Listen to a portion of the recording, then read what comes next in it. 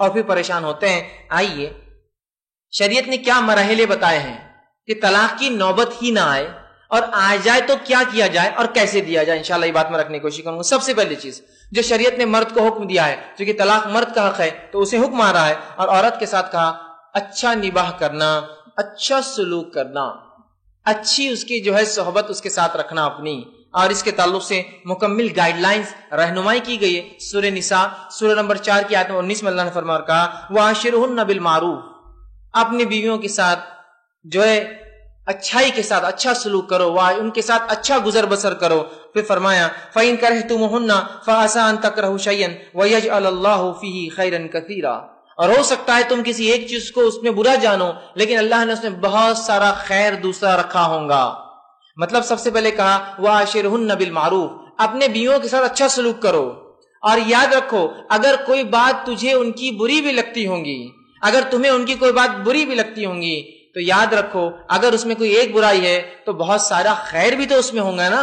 صرف ایک پہلو ہی دیکھتے ہو سکے کا, صرف کہ وہ جو ہے منہ زبان ہے, وہ جو ہے فلاں چیز میں نافرمانی کر رہی ہے, میری ایک بات کو 3 بار اس نے جھٹلا دیا, صرف ایک بات دیکھتے ہو, لیکن یہ نہیں دیکھتے ہو کہ اس سے کتنی اچھی اللہ نے اولاد دی آپ کو, وہ آپ کی خدمت کرتی ہے, آپ کے والدین کی خدمت کرتی ہے, آپ جو کہتے ہیں اس میں سے 10 حکم میں سے 9 کو بجا لا رہی ہے, اگر ایک چھوڑ دے رہی ہے تو کیا تم اسی کو لے کر بیٹھو گے؟ لیکن دنیا کا ایک افسوسناک حال ہے کہ اگر ایک انسان, فٹ بال کی گیم کی مثال دے رہا ہوں صرف بات سمجھنے کے لیے, کہ اگر ایک انسان جو گول کیپر ہے جس کا کام ہے گول بچانا, اگر اپنی زندگی میں 1000 گول بچاتا ہے تو لوگوں کو وہ یاد نہیں ہوتے ہیں, لیکن وہ جو ایک گول چھوڑتا ہے نا وہ یاد رکھتے ہیں, ہاں وہ اس دن چھوڑا تھا نا, وہ اس دن چھوڑا تھا نا, وہ اس دن چھوڑا تھا نا. وہی ہمارا معاملہ ہوگا کہ ہماری بیویاں ہمارے ساتھ اچھا سلوک 1000 کر رہی ہے, ہم بھی ان کے ساتھ ہزار اچھا سلوک کر رہے ہیں, لیکن ہمیں صرف وہ ایک یاد رہتا ہے جو برا سلوک ہے. کسی سلف کا ایک واقعہ ہے کہ ان کے پاس ایک مہمان آیا, انہوں نے کہا اپنے مہمان سے کہ تم اتنے دور سے آئے ہو, میرے پاس سے کچھ بکریاں تحفے میں لے جاؤ. ان بھیڑوں اور بکریوں کو پالنے کے لیے کتے ہوتے جنگل میں, تاکہ وہ بکریوں کو جمع کر کے لا لے, جو ادھر ادھر چلی جاتی نہ جانے دے. جو لوگ بکریاں پالتے ہیں ان کو علم ہوتا ہے اس کا کہ ان کے لیے کتے پالے جاتے ہیں جو ان کو ہانکتے ہیں اور ہانک کر شام میں جمع کرتے ہیں, بھیڑیوں سے ان کی حفاظت کرتے ہیں. تو ہوا یوں کہ انہوں نے کہا کہ ایک بکری لے جاؤ تحفے میں. تو اس انسان نے کیا کیا, بکریوں میں سے کہا یہ کتا مجھے اچھا لگ رہا ہے. انہوں نے کہا میرے بھائی بکری لے جا, بکری کی تجارت حلال ہے, بیچنا حلال ہے, دودھ حلال ہے, اس کے بچے دیں گی, آگے بڑھیں گی, یہ میرے لیے کار خیر ہونے والے, کتا مجھے اچھا لگ رہا ہے. تو آج ہماری مثال ایسی ہو گئی کہ 1000 اچھائیاں ایک آدمی میں, وہ اچھائیاں نظر نہیں آتی, ایک برائی, مطلب 1000 بکریوں میں اس کو ایک کتا ہی پسند آیا.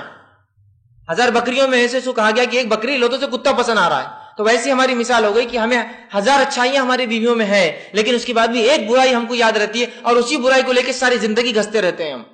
اس بات کو سمجھنے کی ضرورت ہے, ہمیں اس بات کو سنجیدگی سے لینے کی ضرورت ہے, اس لیے کہ طلاق ہمارا حق ہے, مرد کا حق ہے, تو لہٰذا مرد بہت سنجیدگی سے لے اور اپنی بیویوں کے ساتھ اچھا سلوک کرے. ہاں ہو سکتا ہے اس میں کوئی ٹیڑھا پن ہو, کوئی خرابی ہو, تو یاد رکھو اگر اس میں ایک خرابی ہے تو اللہ نے اس میں کئی کثیر خیر بھی تو رکھا ہے, اس خیر کو بھی تو آپ دیکھو. ٹھیک ہے, ایک طرفہ نہیں, اوور آل اس کا انالیسس کرو, ایک طرفہ نہیں, موازنہ کرو اس میں اچھائی اور برائیوں کا, اور اگر اچھائی کی کثرت ہے تو تھوڑی برائیوں کو نظر انداز کرو, اس لیے کہ مرد خود, شوہر خود کتنی برائیوں اور کمزوریوں کا حامل ہوتا ہے, پھر بھی عورت کیا اس کو تانے دیتی ہے, تشنیع دیتی ہے؟ نہیں کرتی ہے. تو مرد کا بھی کام ہے پھر وہ کچھ چیزوں کو نظر انداز کرے, اچھا سلوک کرے. تو پہلا اسٹیپ طلاق تک بات نہ آئے, وَعَاشِرْهُنَّ بِالْمَعْرُوفِ, اچھائی سے سلوک کرو.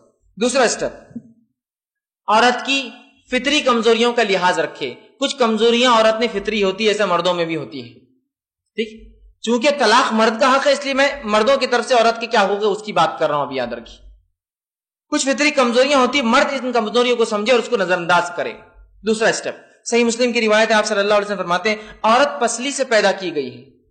اور پسلی آپ جانتے ہیں نا, جو پیٹ میں ربز ہوتے ہیں یہ تھوڑے ٹیڑھے ہوتے ہیں, تو آپ نے فرمایا پسلی سے پیدا کی گئی ہے, کسی طریقے پر ہرگز وہ سیدھی نہیں ہوں گی. ہاں کچھ حد تک تو سیدھی ہوں گی لیکن مکمل سیدھا پن اس میں نہیں آ سکتا ہے. بس اگر تو اس سے فائدہ اٹھانا چاہے تو اسی کجی کے ساتھ اس سے فائدہ اٹھا. اگر تو زیادہ سیدھا کرنے کی کوشش کریں گا تو اسے تو توڑ بیٹھیں گا, اور اس کا توڑنا یہ ہے کہ تو اسے طلاق دے دیں گا. مطلب کچھ باتیں ایسی ہوں گی جو 1000 بار بتانے کی بعد بھی ان میں وہ کمزوری آپ دیکھیں گے کہ وہ نہیں سمجھتی, اور یہ ان کی فطری کمزوریاں ہوں گی.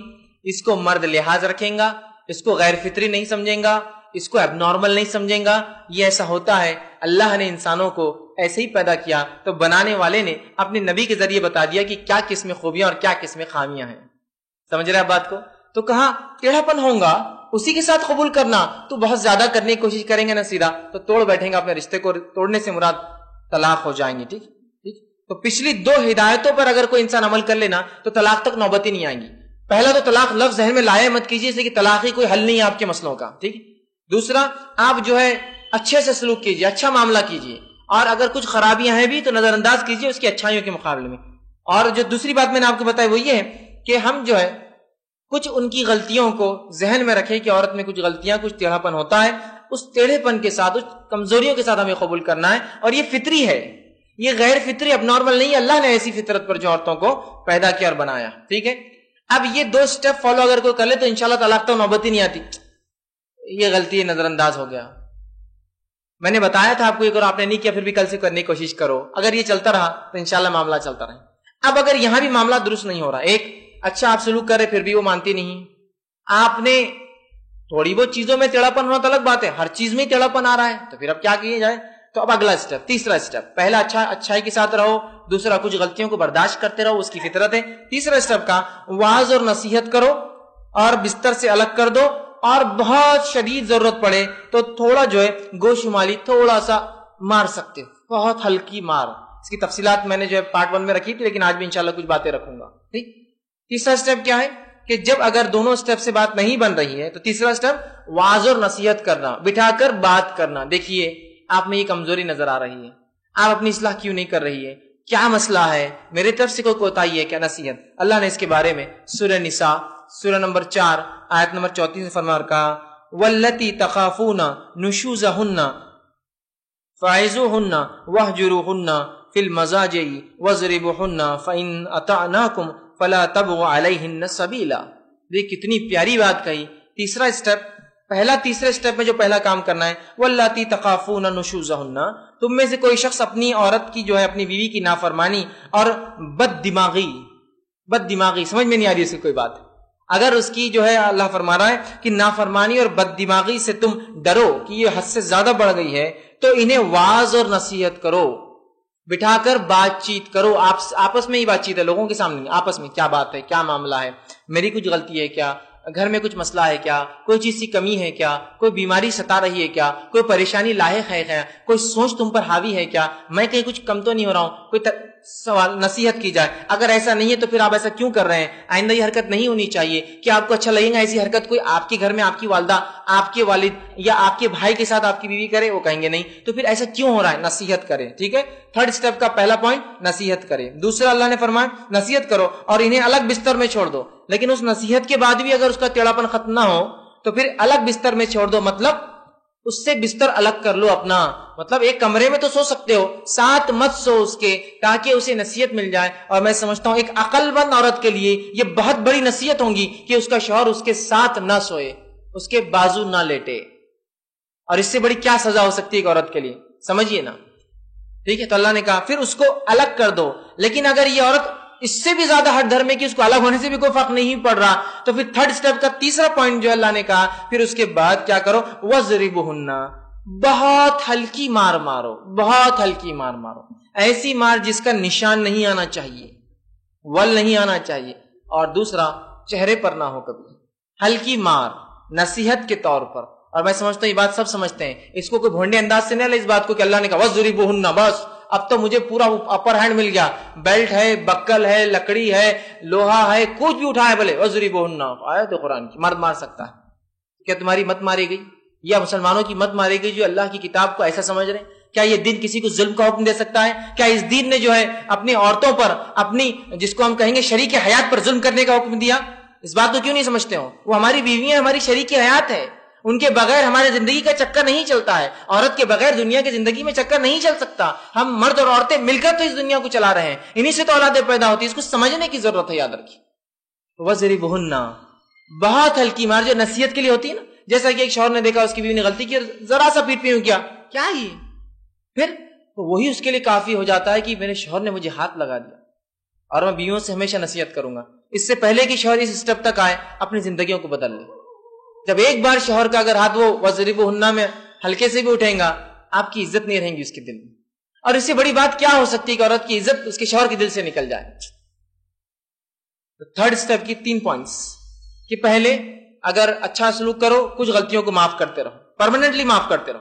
اس کے بعد بھی معاملہ نہیں جم رہا تو پھر نصیحت اور واعظ.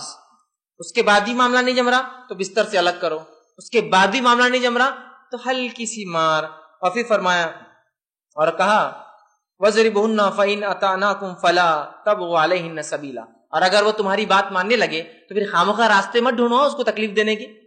اگر وہ سن لے تو پھر اب آپ مدد یہ نہیں کر سکتا کہ بعد میں اگر اس سے کوئی اور غلطی ہو تو ہاں پہلے بھی تو غلطی ہوئی تھی، کتنے پھٹکے دیتا میں نے تم کو، کتنا ناراض ہوا تھا، کتنے دن بستر سے دور ہوا تھا.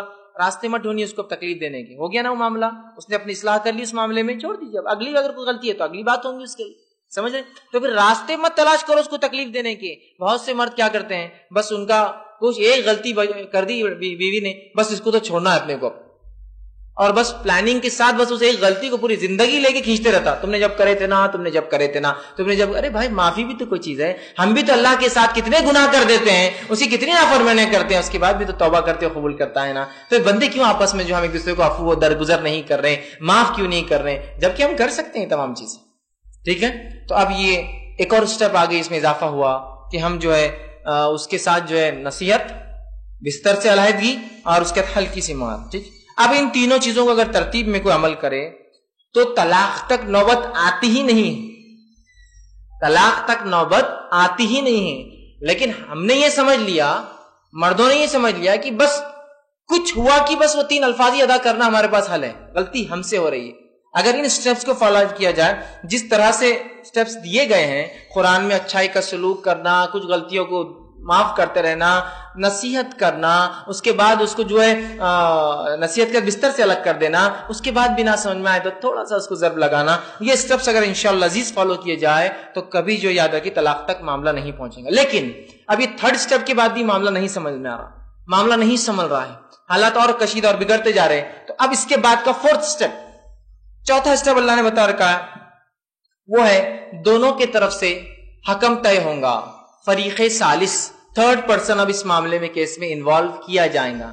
لیکن ایک بات یاد رکھیں، حکمین، 2 حکم جو ایک اس کے طرف سے اور اس کے طرف سے آئیں گا، جو کہ فریق ثالث کا معنی ہوتا ہے، ثالث میں 3 کو بولتے ہیں عربی زبان میں. فریق مطلب پارٹی، 3rd پارٹی ہوں گا، وہ تیسرا آدمی ہوں گا، اور وہ دونوں کی طرف سے، ان کی طرف سے ایک، لڑکے والوں کی طرف سے، لڑکی والوں کی طرف سے. اس لیے حکمین، 2 حکم ہو گئے، ایک ان کا حکم، ایک ان کا حکم، دونوں آئیں گے. لیکن حکم کے لیے یہ شرط ہے کہ حکم عادل ہو اور اس کا مقصد انصاف کرنا اور صلح کرنا ہو، نہ کہ حکم توڑنے والے ہو کہ چلو آج توڑنے جائیں گے. نہیں، حکم جو طے کیا جائے گا وہ ویسا انسان ہوگا جو صلح کرنے والا، رشتوں کو جوڑنے والا، اصلاح کرنے والا شخص ہوگا. سورہ نساء سورہ نمبر 4 آیت نمبر 35 اللہ فرماتا ہے اور کہتا ہے، اور اگر تمہیں ڈر ہو کہ اگر تم آپس میں اصلاح کے خواہش مند ہو تو پھر ایک کام یہ کرو، جب میاں بیوی جم نہیں رہی اور تم اصلاح چاہتے ہو تو ان کے طرف سے، تمہارے لڑکے کی طرف سے ایک حکم ہو، 3rd پارٹی ہو کوئی، لڑکی کی طرف سے ایک حکم ہو، 3rd پارٹی ہو کوئی، اور پھر فرمایا یرید اصلاح یوفق اللہ، اور وہ حکم کا کام ہے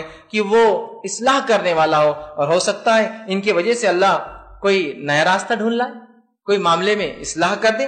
تو اس معاملے میں یاد رکھیے حکم وہ شخص ہونا چاہیے جو دونوں طرف سے جو ہے ایسے لوگ ہو جو اصلاح چاہتے ہو اور میل ملاپ چاہتے ہو. اب حکم بھی بیٹھ گئے، حکم سے بھی بات چیت ہوئی، دونوں طرف فریق، اور ایسا سمجھ میں آنے لگا کہ علیحدگی کے علاوہ کوئی چارہ نہیں ہے، ان دونوں کا ساتھ رہ کر دین پر عمل کرنا ممکن نہیں ہے.